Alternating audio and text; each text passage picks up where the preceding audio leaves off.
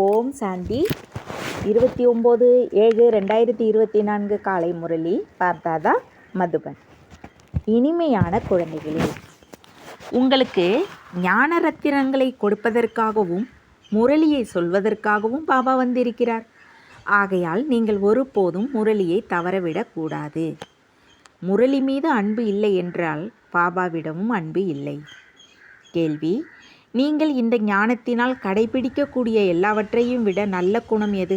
பதில்: விகாரமற்றவர்களாக மாறுவதே எல்லாவற்றையும் விட நல்ல குணம். இந்த முழு உலகமும் விகாரமுடையதாக இருக்கிறது. விகாரம் என்றால் குணமற்றதாக இருக்கிறது என்ற ஞானம் உங்களுக்கு கிடைத்திருக்கிறது. விகாரமற்ற உலகத்தை ஸ்தாபனை செய்வதற்காக தந்தை வந்திருக்கின்றார். விகாரமற்ற தேவதைகள்தான் குணமுடையவர்கள். தந்தையின் நினைவினால் குணங்களை திருத்திக் கொள்ளலாம். ஓம் சாந்தி. குழந்தைகளே, நீங்கள் ஒருபோதும் படிப்பை தவறவிடக்கூடாது. படிப்பை தவறவிட்டால் பதவியும் தவறிவிடும். இனிமையிலும் இனிமையான ஆன்மீக குழந்தைகளே, எங்கே அமர்ந்திருக்கின்றீர்கள்? இறைவனின் ஆன்மீக பல்கலைக்கழகத்தில் ஒவ்வொரு 5000 வருடத்திற்கு ஒரு முறை நான் இந்த பல்கலைக்கழகத்தில் சேருகின்றேன் என்பது குழந்தைகளுக்கு தெரியும். தந்தை தந்தையாகவும் இருக்கிறார், ஆசிரியராகவும் இருக்கிறார், குருவாகவும் இருக்கிறார் என்பது குழந்தைகள் அறிந்திருக்கின்றீர்கள். குருவின் உருவம் தனி, அப்பாவினுடையது தனி, டீச்சரினுடையது தனி. இங்கே உருவம் ஒன்று தான், ஆனால் தந்தையாகவும் டீச்சராகவும் குருவாகவும் மூவருமாக இருக்கிறார். மனிதர்களின் வாழ்க்கையில் இந்த மூவரும் முக்கியமானவர்கள். தந்தை, டீச்சர், குரு அவரே. மூவரின் பாகத்தை தானே நடிக்கின்றார். ஒவ்வொரு விஷயத்தையும் புரிந்து கொள்வதால் குழந்தைகளாகிய உங்களுக்கு மிகவும் குஷி ஏற்பட வேண்டும். மேலும் இது போன்ற திரிமூர்த்தி பல்கலைக்கழகத்தில் பல பேரை கொண்டு வந்து சேர்க்க வேண்டும். எந்தெந்த பல்கலைக்கழகத்தில் படிப்பு நன்றாக இருக்கின்றதோ அங்கே படிக்கக்கூடியவர்கள் மற்றவர்களையும் இந்த பல்கலைக்கழகத்தில் படியுங்கள், இங்கே நாலேஜ் நன்றாக கிடைக்கிறது, குணங்களும் நன்றாக மாறுகின்றது என கூறுவார்கள். குழந்தைகளாகி நீங்களும் பிறரை அழைத்து வர வேண்டும். தாய்மார்களுக்கும் ஆடவர்களுக்கும் புரிய வைக்க வேண்டும். வாருங்கள், இவர் தந்தையாகவும் இருக்கின்றார், ஆசிரியராகவும் இருக்கின்றார், குருவாகவும் இருக்கின்றார். இவ்வாறு புரிய வைக்கின்றீர்களா அல்லது இல்லையா என ஒவ்வொருவரும் தன் மனதிடம் கேளுங்கள். எப்போதாவது தன்னுடைய நண்பர்களுக்கும் உறவினர்களுக்கும் தோழிகளுக்கும் இவர் சுப்ரீம் தந்தையாகவும் சுப்ரீம் டீச்சராகவும் சுப்ரீம் குருவாகவும் இருக்கின்றார் என புரிய வைக்கிறார்கள். தந்தை மேலான தேவி தேவதைகளாக மாற்றுகின்றார். தந்தை தனக்கு சமமாக தந்தையாக மாற்றுவது இல்லை. மற்றபடி அவருக்கு என்ன மகிமைகள் இருக்கிறதோ அவற்றில் தனக்கு சமமாக மாற்றுகின்றார். பரிபாலனை செய்வதும் அன்பு செலுத்துவதும் பாபாவினுடைய வேலை. இப்படிப்பட்ட தந்தையை கண்டிப்பாக நினைக்க வேண்டும். அவரை வேறு யாருடனும் ஒப்பிட முடியாது. குருவிட அமைதி கிடைக்கிறது என்று கூறுகிறார்கள், ஆனால் இவரோ உலகத்திற்கு அதிபதியாக மாற்றுகின்றார். நான் அனைத்து ஆத்மாக்களுக்கும் தந்தையாக இருக்கின்றேன் என்று யாரும் கூற முடியாது. அனைத்து ஆத்மாக்களுக்கும் தந்தையாக யார் இருக்க முடியும் என்பது யாருக்கு தெரியவில்லை. ஒரு எல்லையற்ற தந்தையை தான் இந்து, முஸ்லீம், கிறிஸ்துவர் அனைவரும் காட்ஃபாதர் என்று கூறுகின்றார்கள். புத்தி நிச்சயமாக நிராகாரின் பக்கம் செல்கிறது. இதை யார் கூறியது? ஆத்மாதான் காட்ஃபாதர் என்கிறது. நிச்சயமாக சந்திக்க வேண்டும். தந்தை என்று கூறுகின்றோம், ஆனால் ஒருபோதும் சந்திக்கவில்லை என்றால் எப்படி தந்தையாக இருக்க முடியும்? முழு உலகிலும் இருக்கக்கூடிய குழந்தைகளின் ஆசையை அவர் நிறைவேற்றுகிறார். அனைவருக்கும் நாம் சாந்திதாமம் போக வேண்டும் என்ற விருப்பம் இருக்கிறது. ஆத்மாவிற்கு வீட்டின் நினைவு வருகிறது. ஆத்மா ராவணர் ராஜ்யத்தில் களைத்து போயிருக்கிறது. ஆங்கிலத்திலும் ஓ காட்ஃபாதர் விடுவீங்கள் என கூறுகின்றார்கள். தம பிரதானமாகி பார்ட்டை நடித்து கொண்டே சாந்திதாமத்திற்கு சென்று விடுவார்கள். பிறகு முதலில் சுகதாமத்திற்கு வருகிறார்கள். முதலில் வரும்போதே விகாரிகளாக இருப்பார்கள் என்பது இல்லை. இது வேசியாலயம். ராவண ராஜ்யம் என்பதை பாபா புரிய வைக்கின்றார். இது பயங்கரமான நரகம் என்று கூறப்படுகிறது. பாரதத்தில் அல்லது இந்த உலகத்தில் எத்தனை சாஸ்திரங்கள், எத்தனை படிக்கக்கூடிய புத்தகங்கள் இருக்கின்றதோ அனைத்தும் அழிந்துவிடும். பாபா உங்களுக்கு கொடுத்துள்ள இந்த பரிசு ஒருபோதும் எரியக்கூடியது இல்லை. இது தாரணை செய்யக்கூடியது. எது பயன்படாத பொருளோ அது எரிக்கப்படுகிறது. ஞானத்தை எரித்து விடுவதற்கு இது ஒன்றும் சாஸ்திரம் இல்லை. உங்களுக்கு ஞானம் கிடைத்திருக்கின்றது. இதனால் நீங்கள் 21 பிறவிகளுக்கு பதவி அடைகிறீர்கள். இது இவர்களுடைய சாஸ்திரம், எரிந்து விடலாம் என்பது எல்லாம் கிடையாது. இந்த ஞானம் தானாகவே மறைந்து விடுகிறது. படிப்பதற்கான புத்தகம் எதுவும் இல்லை. ஞான விஞ்ஞான பவனம் என்று கூறப்பட பெயர் கூட இருக்கிறது. ஆனால் இந்த பெயர் ஏன் ஏற்பட்டிருக்கிறது என அவர்களுக்கு தெரியாது. ஞானம் விஞ்ஞானத்தின் மகிமைகள் எவ்வளவு பெரியது! ஞானம் என்றால் நீங்கள் பின்பற்றி கொண்டு இருக்கின்ற சிருஷ்டி சக்கரத்தின் ஞானம். விஞ்ஞானம் என்றால் சாந்தி தாமம். ஞானத்திலிருந்தும் விடுபட்டு செல்கிறீர்கள். ஞானத்தின் படிப்பின் ஆதாரத்தில் மீண்டும் நீங்கள் ராஜ்யம் செய்கிறீர்கள். ஆத்மாக்களாகிய நமக்கு தந்தை வந்து படிப்புகின்றார் என்பதை நீங்கள் புரிந்து கொள்கிறீர்கள். இல்லை என்றால் பகவான் வாக்கு என்பதை மறந்துவிடும். பகவான் எந்த சாஸ்திரத்தையும் படித்துவிட்டு வருவது இல்லை. பகவானுக்குள் ஞானம் விஞ்ஞானம் இரண்டும் இருக்கிறது. யார் எப்படி இருக்கிறார்களோ அப்படியே மாறுகிறார்கள். இது மிகவும் சூட்சமமான விஷயம். ஞானத்தை விட விஞ்ஞானம் மிகவும் சூட்சமமாக இருக்கிறது. ஞானத்திலிருந்து விடுபட்டு போக வேண்டும். ஞானம் ஸ்தூலமாக இருக்கிறது. நாம் படிப்பிக்கின்றோம் என்றால் ஒலி எழுப்புகின்றது அல்லவா? விஞ்ஞானம் சூட்சமமாக இருக்கிறது. இதில் சத்தத்திலிருந்து விடுபட்டு சாந்தியில் போக வேண்டும். அந்த அமைதிக்காகத்தான் அலைகின்றார்கள். சந்நியாசிகளிடம் செல்கின்றார்கள். ஆனால் எந்த பொருள் தந்தையிடம் இருக்கிறதோ அது வேறு யாரிடமும் இருக்காது. அட்டியோகம் செய்கிறார்கள். பள்ளத்தில் அமர்கிறார்கள். ஆனால் இதனால் யாருக்கு சாந்தி கிடைக்காது? இங்கே துன்பத்தின் விஷயம் ஏதும் இல்லை. படிப்பு கூட மிக எளிதாக இருக்கிறது. 7 நாள் பாடம் எடுக்கப்படுகிறது. 7 நாள் படிப்பு, 7 நாள் கோர்ஸ் முடிந்துவிட்டு வெளியே எங்கே வேண்டுமானாலும் செல்லலாம். இதுபோன்று வேறு எந்த உலகியல் கல்லூரியிலும் செல்ல முடியாது. உங்களுக்கான பாடமே இந்த 7 நாட்கள் தான். அனைத்தும் புரிய வைக்கப்படுகிறது. ஆனால் 7 நாள் யாரும் கொடுக்க முடியாது. புத்தியோகம் எங்கேயாவது சென்று விடுகிறது. நீங்களோ பட்டியில் இருந்தீர்கள். யாருடைய முகத்தையும் பார்க்கவில்லை, யாரிடமும் பேசவில்லை, வெளியிலும் போகவில்லை. தவம் செய்வதற்காக கடற்கரையில் சென்று நினைவில் அமர்ந்தீர்கள். அந்த நேரத்தில் இந்த சக்கரம் புரிய வைக்கப்படவில்லை. இந்த படிப்பை புரிந்து கொள்ளவில்லை. முதலில் தந்தையிடம் தொடர்பு வேண்டும், பாபாவிடம் அறிமுகம் வேண்டும், பிறகு டீச்சர் வேண்டும். முதலில் தந்தையிடம் எப்படி தொடர்பை ஏற்படுத்தி கொள்ள வேண்டும் என்பது கூட கற்றுக்கொள்ள வேண்டியதாயிற்று.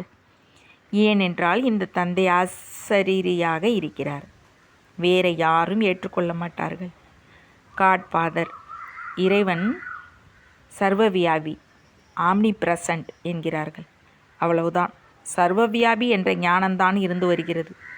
இப்போது உங்களுடைய புத்தியில் இந்த விஷயம் இல்லை. நீங்கள் மாணவர்கள், தன்னுடைய வேலையை செய்யுங்கள், நிச்சயமாக படிப்பையும் படியுங்கள் என்று பாபா கூறுகின்றார்.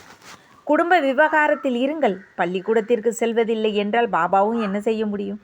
அட, பகவான் பகவதியாக மாற்றுவதற்காக பகவான் வந்து படிக்க வைக்கின்றார். பகவான் வாக்கு, நான் உங்களை ராஜாக்களுக்கு ராஜாவாக மாற்றுகின்றேன் என்றால் பகவானிடம் ராஜயோகத்தினை கற்க மாட்டீர்களா? இது போன்று யார் இருப்பார்கள்? இதனால் தான் நீங்கள் ஓட வேண்டியதாயிற்று. விகாரத்திலிருந்து தப்பிப்பதற்காக ஓடினீர்கள். நீங்கள் யாரும் பார்க்கக்கூடாது, சந்திக்கக்கூடாது என்பதற்காக பட்டியில் வந்து விட்டார்கள். யாரையும் பார்க்கவும் இல்லை. பிறகு மனதை எதில் ஈடுபடுத்துவது? பகவான் படிக்க வைக்கின்றார் என்பதில் குழந்தைகளுக்கு நிச்சயம் இருக்கிறது. இருப்பினும் நோய் இருக்கிறது. இந்த வேலை இருக்கிறது என சாக்கு போக்கு கூறுகின்றார். பாபா மிகவும் மாற்றத்தை கொடுக்க முடியும். இன்று பள்ளிக்கூடத்தில் கூட மாற்று முறைகள் ஷிஃப்ட் மிகவும் கொடுக்கிறார்கள். இங்கே அதிக படிப்பு எதுவும் இல்லை. அப்பா மற்ற சொத்தை புரிந்து கொள்ள புத்தி நன்றாக இருக்க வேண்டும். அப்பா மற்ற சொத்தை நினைவு செய்யுங்கள் என்று அனைவருக்கும் கூறுங்கள். திரிமூர்த்தி நிறைய செய்கிறார்கள். ஆனால் மேலே சிவபாபாவை காண்பிக்கவில்லை. கீதையினுடைய பகவான் சிவன், அவர் மூலமாக ஞானத்தை அடைந்து விஷ்ணு ஆகுகிறார் என்பது புரிந்து கொள்ளவில்லை. ராஜயோகம் அல்லவா இது? பல பிறவிகளின் கடைசி பிறவியாக இருக்கிறது. எவ்வளவு எளிதாக புரிய வைக்கப்படுகிறது. புத்தகம் போன்ற எதுவும் கையில் இல்லை. வெறும் ஒரு பேட்ச் இருக்கிறது. அதில் திருமூர்த்தியின் சித்திரம் மட்டும் இருக்கிறது. தந்தை பிரம்மா மூலமாக எவ்வாறு படிக்க வைத்து விஷ்ணுவுக்கு சமமாக மாற்றுகின்றார் என்று புரிய வைக்க வேண்டும். நாம் ராதையைப் போல மாற வேண்டும் என்று பலர் புரிந்து கொள்கிறார்கள். கலசம் தாய்மார்களுக்கு கிடைக்கிறது. ராதையின் பல ஜென்மங்களின் கடைசியில் கலசம் அவருக்கு கிடைத்திருக்கிறது. இந்த ரகசியம் கூட பாபா தான் புரிய வைக்க முடியும். வேறு எந்த மனிதரும் அறியவில்லை. உங்களிடம் சென்றுக்கு எத்தனை பேர் வருகின்றார்கள்? சிலர் 1 நாள் வருகிறார்கள், பிறகு 4 நாட்கள் வருவதில்லை. இத்தனை நாட்கள் சக்கரத்தை சுற்றினீர்களா? யார் மிகவும் தாமதமாக வருகின்றார்களோ அவர்களிடம் எழுதி கேட்க வேண்டும். பலர் மாறுதல் அடைந்து செல்கிறார்கள். இருந்தாலும் ஏதாவது ஒரு சென்று உடையவராக இருப்பார்கள். பாபாவை நினைவு செய்ய வேண்டும், சக்கரத்தை சுழற்ற வேண்டும் என்ற மந்திரம் கிடைத்திருக்கிறது. பாபா எவ்வளவு எளிய விஷயத்தை தெரிவிக்கிறார். மண்மனா பவ, என்னை நினையுங்கள் மற்றும் ஆஸ்தியை நினையுங்கள் என்ற 2 வார்த்தைகள் தான். இதில் அனைத்து சக்கரமும் வந்து விடுகிறது. யாராவது சரீரத்தை விடுகிறார்கள் என்றால் இன்னார் சொர்க்கத்திற்கு சென்று விட்டார்கள் என்று கூறுகிறார்கள். ஆனால் சொர்க்கம் என்பது என்ன என்று யாருக்கும் தெரியவில்லை. அங்கே ராஜ்யம் இருந்தது என்பதை நீங்கள் புரிந்து கொள்கிறீர்கள். மேலிருந்து கீழ் வரை, பணக்காரர்களிலிருந்து ஏழை வரை அனைவரும் சுகமாக இருக்கிறார்கள். இங்கே துக்க உலகமாக இருக்கிறது, அது சுக உலகம். பாபா மிகவும் நன்றாக புரிய வைக்கின்றார். கடைக்காரர்களாக இருந்தாலும் வேறு யாராக இருந்தாலும் படிப்பிற்காக சாக்குப்போக்கு கூறுவது நன்றாக இல்லை. வரவில்லை என்றால் நீங்கள் எவ்வளவு தந்தையை நினைக்கின்றீர்கள்? சுய தரிசனத்தை சக்கரத்தை சுற்றுகின்றீர்கள் என அவர்களை கேட்க வேண்டும். சாப்பிடுங்கள், குடியுங்கள், சுற்றுங்கள், அதற்கு எதுவும் தடை கிடையாது. இதற்காக நேரம் ஒதுக்குங்கள். பிறருக்கும் நன்மை செய்யுங்கள். சிலருக்கு துணி துவைக்கும் வேலை இருக்கிறது என வைத்துக் கொள்ளுங்கள். பல பேர் வருகிறார்கள். முஸ்லிம்களாக இருந்தாலும், பாரசியாக இருந்தாலும், இந்துவாக இருந்தாலும் கூறுங்கள். நீங்கள் ஸ்தூல உடலை துவைக்கிறீர்கள். இந்த உடலானது மிகவும் பழைய ஆடையாக இருக்கிறது. ஆத்மாவும் தமோ பிரதானமாக இருக்கிறது. அதை சதோ பிரதானமாக தூய்மையாக மாற்ற வேண்டும். இந்த முழு உலகமும் தமோ பிரதானமாக பதித்த கலியுகமாக பழையதாக இருக்கிறது. தமோ பிரதானத்திலிருந்து சதோ பிரதானமாக மாறுவதற்காக லட்சியம் இருக்கிறதல்லவா? இப்போது செய்வதும் செய்யாமல் இருப்பதும் புரிந்து கொள்ளாமல் இருப்பதும் உங்களுடைய விருப்பம். நீங்கள் ஆத்மா அல்லவா? ஆத்மா நிச்சயமாக தூய்மையாக வேண்டும். இப்போது உங்களுடைய ஆத்மா தூய்மையற்றதாக இருக்கிறது. ஆத்மா மற்றும் சரீரம் 2 அழுக்காக இருக்கிறது. அவைகளை தூய்மையாக்குவதற்காக நீங்கள் பாபாவை நினைவு செய்தால் உங்களுடைய ஆத்மா 100% தூய்மையான தங்கமாக மாறிவிடும் என்பது நிச்சயம். பிறகு நகை கூட நன்றாக இருக்கும். ஏற்பதும் ஏற்காததும் உங்களுடைய விருப்பம். இது கூட எவ்வளவு சேவையாகிறது. மருத்துவர்களிடம் செல்லுங்கள், கல்லூரிகளுக்கு செல்லுங்கள், பெரியவர்களிடம் சென்று புரிய வையுங்கள். குணம் மிகவும் நன்றாக இருக்க வேண்டும். இங்கேயோ அனைவரும் குணமற்று இருக்கிறார்கள். விகாரமற்றவராக மாற வேண்டும் என்று பாபா கூறுகின்றார். விகாரமற்ற உலகம் இருந்ததல்லவா? இப்போது விகாரிகளாக இருக்கின்றார்கள் என்றால் குணமற்றவர்களாக இருக்கின்றார்கள். குணம் மிகவும் மோசமாகிவிட்டது. விகாரமற்றவர் தன்னை மாற்றிக்கொள்ளாமல் திருந்த மாட்டார்கள். இங்கே மனிதர்கள் அனைவரும் காம உடையவர்களாக இருக்கிறார்கள். இப்பொழுது விகார உலகத்தை விகார உலகமாக ஒரு தந்தை தான் ஸ்தாபனை செய்கிறார். இப்போது விகார உலகத்தை விகாரமற்ற உலகமாக ஒரு தந்தை தான் ஸ்தாபனை செய்கிறார். மற்றபடி பழைய உலகம் அழிந்துவிடும். இது சக்கரம் அல்லவா? இந்த சக்கரத்தில் விளக்கம் மிகவும் நன்றாக இருக்கிறது. இது நிர்விகார உலகமாக இருக்கிறது. அங்கே தேவி தேவதைகள் ராஜ்யம் செய்தார்கள். இப்போது அவர்கள் எங்கே போனார்கள்? ஆத்மா அழிவதில்லை. ஒரு உடலை விட்டுவிட்டு மற்றொன்றை எடுக்கிறது. தேவி தேவதைகள் கூட 84 பிறவிகளை எடுத்திருக்கிறார்கள். இப்பொழுது நீங்கள் புத்திசாலியாக இருக்கிறீர்கள். முன்பு உங்களுக்கு எதுவும் தெரியாமல் இருந்தது. இப்பொழுது இது பழைய உலகம் அழுக்காக இருக்கிறது. பாபா எதை கூறுகிறாரோ அது மிகவும் சரியாக இருக்கிறது என்பதை நீங்கள் உணர்கிறீர்கள். அங்கே பவித்திரமான உலகம்தான் என்பதற்கு பதிலாக இந்து என்ற பெயரை வைத்து விட்டனர். இந்துஸ்தானில் வசிக்கக்கூடியவர்கள் இந்து என்று சொல்கிறார்கள்.